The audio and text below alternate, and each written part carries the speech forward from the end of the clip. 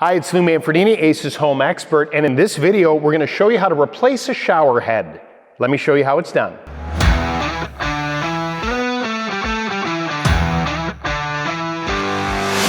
If you have a leaky shower head where you notice water that's leaking from the head, there's a couple ways to fix it. Now, on this particular head, there's a rotating nut right here that this sometimes can become loose, and if you tighten it literally by hand just a little bit more, this actually adjusts the stiffness of the articulation of the head. Just grab it with your fingers and turn the shower head. That may eliminate the leak here.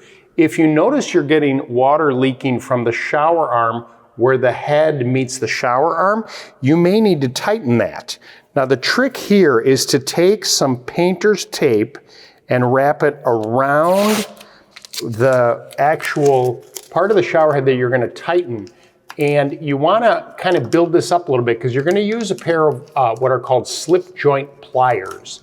And they have a really kind of a sharp set of teeth here. And if you just grab and squeeze on there, you may mar the finish. And so you just want to adjust these so they're big enough to go around the shower head, and don't really super squeeze on it, but hold the arm with your hand and then just turn it ever so slightly to get a better seal. By doing that, you have a really good chance of stopping the leak, and then you can just go ahead and take this tape off,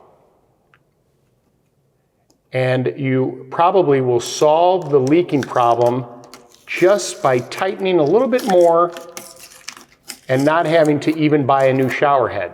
And that's it. If you need more information, go to acehardware.com and please subscribe to our YouTube channel where we have more helpful videos. Better yet, go to your local Ace Hardware store. Because remember, Ace is the helpful place.